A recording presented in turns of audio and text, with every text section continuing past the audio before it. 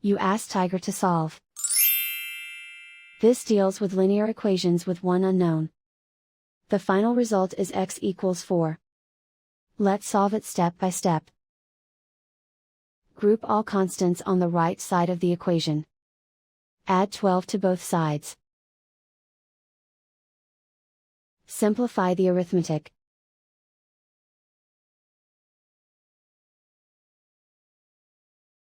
Isolate the x. Divide both sides by 6.